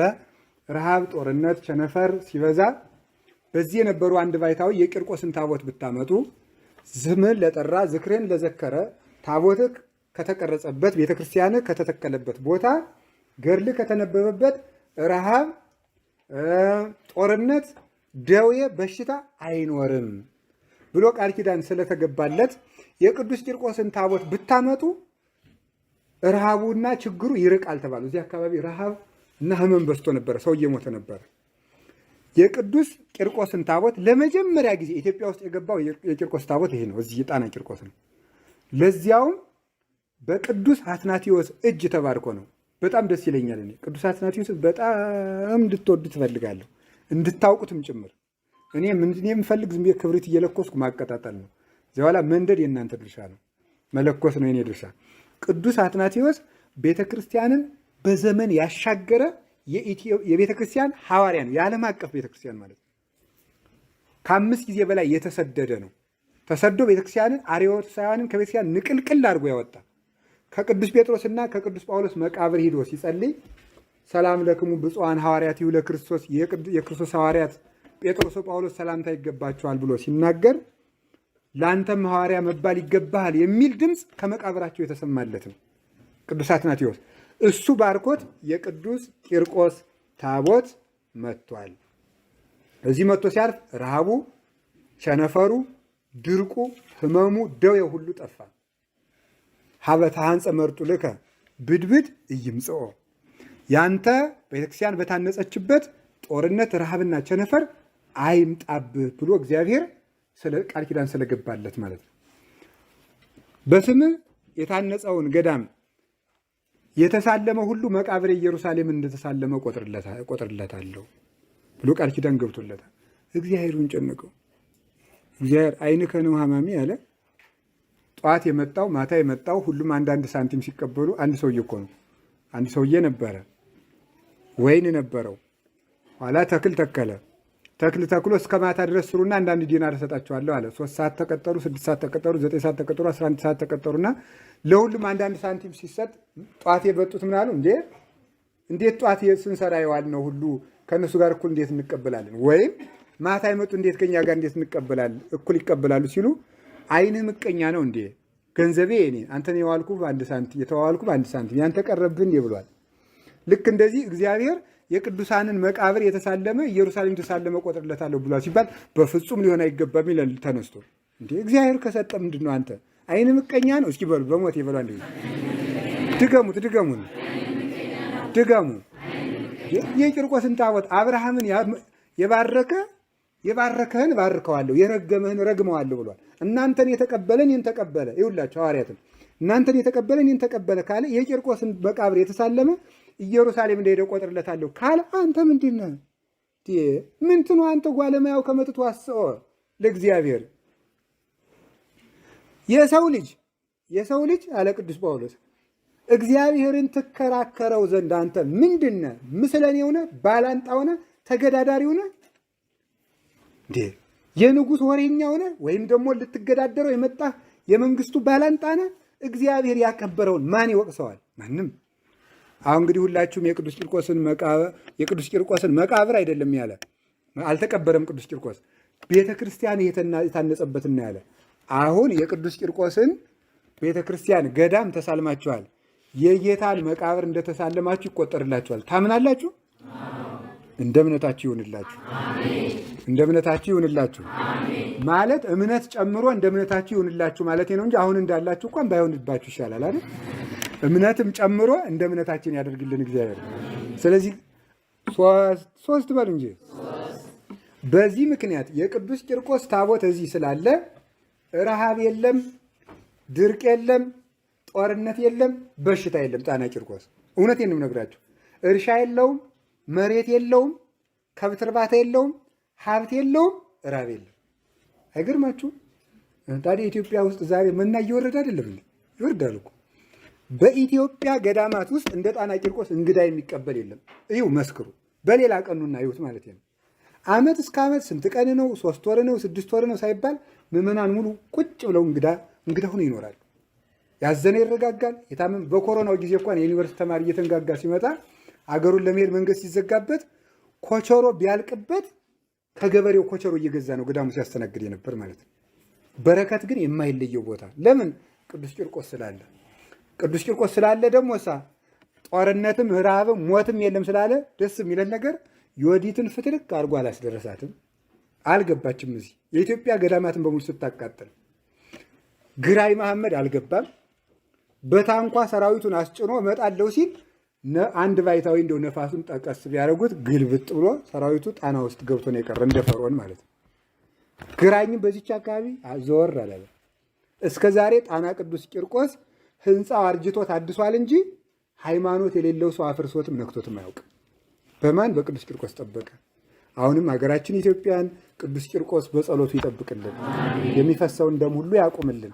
በቅዱስ ቂርቆስ ጸሎት፣ በእመቤታችን ልመና፣ በመድኃኔ ዓለም ቸርነት ሀገራችንን አንድ አድርጎ ያሳየን፣ መበላላቱን ያጥፋልን። ከቃሉ ጋር ናችሁ? ሌላ 2 ነው የቀረኝ። ቅዱስ ያሬድ አክሱም ጽዮን ላይ ጸልዮ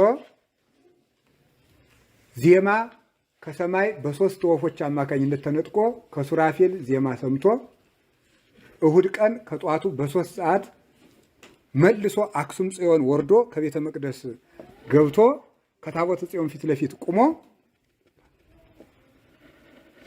ሃሌሉያ ለአብ ሃሌሉያ ለወልድ ሃሌሉያ ለመንፈስ ቅዱስ ቀዳሚ ሀለ ጽዮን ሰማየ ሳረረ ወዳግም አራዮ ለሙሴ ዘከመ ይገብር ግብራ ለደብተራ ብሎ ሲያዜም ከምድር ከፍ ብሎ ነበረ። ያንን ዜማ ወጥቶ በከተማው መሃል ወጥቶ ሲጮህ ዜማውን ያጮህበት ቦታ ሙራደ ቃል ይባላል። አክሱምን በዜማ ቀድሶ አንቀጸ ብርሃንን አድርሶ ጣና ቂርቆስ ከአባታችን ከአቡነ አረጋዊ ጋር መጥቶ 2 ዓመት ተቀምጧል። እዚህ 2 ዓመት ተቀምጦ ድጓውን በጥብጦ እዚሁ ጽፎታል። ቅዱስ ያሬድ በእጁ የጻፈው ድጓ አሁን ዛሬ እዚህ አለ። ዛሬም ያለ ይታያል። የቅዱስ ያሬድ መስቀል እዚህ አለ። ልክ እንደ ቅዱስ ላሊበላ መስቀል እንዳፍሮ አይገባ ተዘርፎ ከሄደበት በ2006 ዓመተ ምህረት ከፈረንሳይ ሀገር ታምር ሲያደርግ ቆይቶ ተመልሶ መጥቷል። መስቀሉም እዚህ አለ፣ የቅዱስ ያሬድ ካባው አለ፣ ድጓውም እዚህ አለ። ቀለም የበጠበጠባቸው ድንጋዮችም ዛሬ አሉ። እነዚህ ሁሉ በረከቶች አሉበት። የቅዱስ ያሬድ በረከት ደግሞ ለሀገራችን ሰላምን ያወርድልን። ይሄም ይድረሳችሁ። ሌላ ማን ቀረኝ? ቀጥሎ ደግሞ መምህር ኤስድሮስ። ሌላው ቅድስት ክርስቶስ ሰምራ 12 ዓመት እዚሁ ባህር ጸልያለች።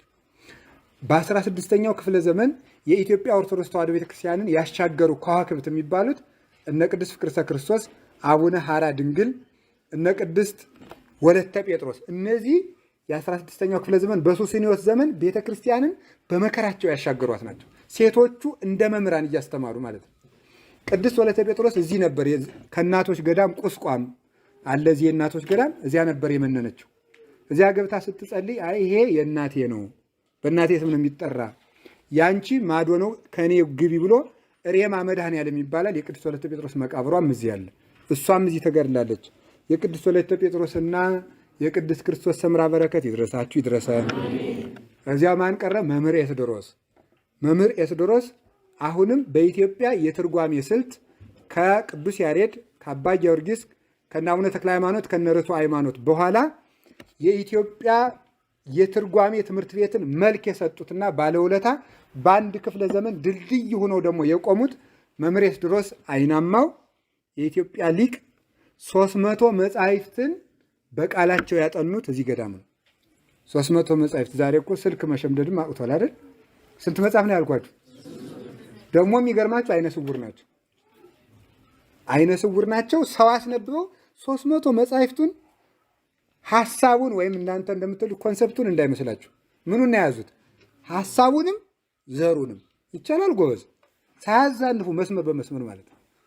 ይህን ያደረጉ ጎንደር ልደታ አስተምረዋል። ደብረ ሃይማኖት መካነ ኢየሱስ በዚሁ ደቡብ ጎንደር ላይ እኔም የተማርኩበት ቦታ ነው። የደብረ ሃይማኖት መካነ ኢየሱስ ሁለተኛው መምህር ናቸው እሳቸው።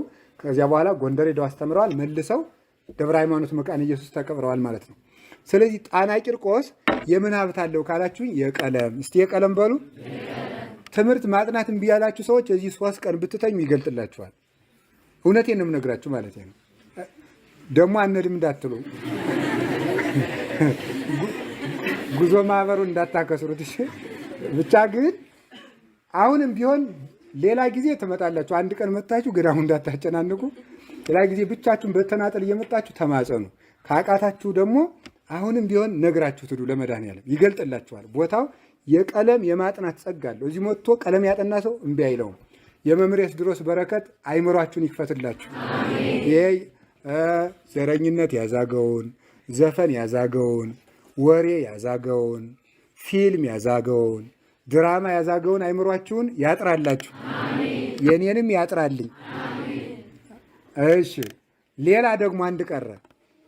ስንት ሆነ ግን ሮማኑ? በጣም ብዙ። ግን የነዚህ ብዛት ይገለጣል እንዴ? አይገለጥም። የአንዱ ብቻ ጸጋ እኮ በጣም ብዙ ነው። ከዛ መምህር ኤስድሮስ ደግሞ የሚባሉ ከተድባበ ማርያም የመጡ ባይታዊ ነበሩ። እኒህ ባይታዊ አቋቋም መምህር ናቸው፣ ግን የበቁ ናቸው።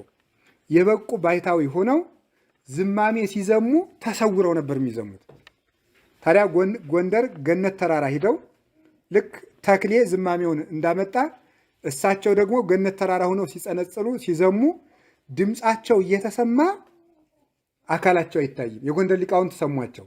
ለንጉሱ ሂደው ሲነግሯቸው መልኩን አናየውም፣ ድምፁን የምንሰማው ግን ልብ የሚሰርቅ ድምፅ አለ ተራራው ላይ። ድምፁን ከሰማችሁ ከመልኩ ምን አላችሁ? ሙያውን ያዙት አሏቸው። አቋቋሙ ስርዓትና መልክ እንዲይዝ ያደረጉት ደግሞ እኒያ ሊቅ ናቸው። እኒያ ሊቅ የሄዱት ከዚህ ባይታዊ ሆነው ዘግተው ነው ሂደው እንዲህ ያደረጉ።